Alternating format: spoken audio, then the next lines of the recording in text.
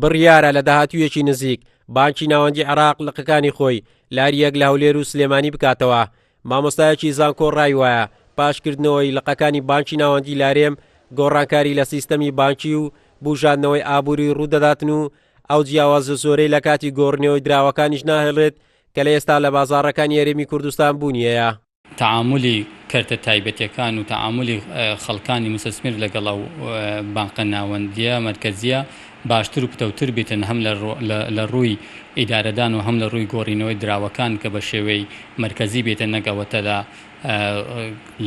لە شوێنێک بێت بەڵکو ئێمە پێدەوتێتن بازار ڕەشدا پالە بگۆڕدێتەوە شتانە بەڵکو لە بازار ڕەش حتمان بگرانترە لەوەی کە لە بانقی ناوەندی کە پارە دەخێتە وەکو دۆلار دەخێتە بازارەوە و نرخی دۆلاردا بەزێتن و کاتی حتمما ئابووری وڵات بەرەو پێش دەچێت و بەرز دەبێتەوە. ئابووری ناسێک ڕای دەگەێنێت بەکردنەوەی لقەکانی بانکی ناوەندی لە هەولێر و سلێمانی لەگەڵەوەی زیانێکی زۆر با پرۆسەی ئابووری سەربەخۆی هەرێم ڕادەگەێنێت کە پێشووتر حکوومەت هەرێمی کوردستان ڕاگەیاندبوو لە هەمان کاتدا جارێکی تر متمانە بۆ بازرگانان و سەرمایەداران بۆ بانکەکان دەجێڕێتەوە. کەواتە تۆ دووبارە ئەگەڕێتەوە بۆ ناو حکوومەتی مەرکەزی ئەمەش ئەگەڕێتەوە سەر ئەوە ئایا ئێمە بڕیاری چیمان داوە؟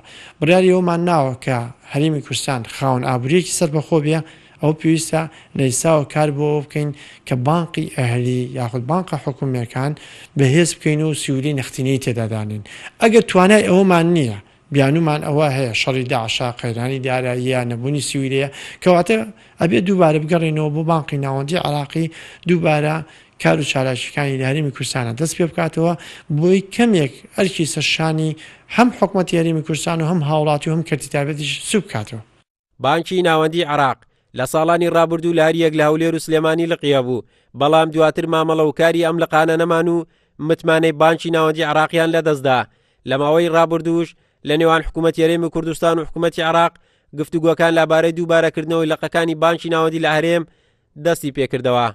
با جۆرەی زانیاریەکانیش بڕیارە پاش جەژنی ڕەمەزان پرۆسەی کردنەوەکانیان دەست پێ بکات. قارەمان زەوهەر، کورسات نیوز، هەولێر.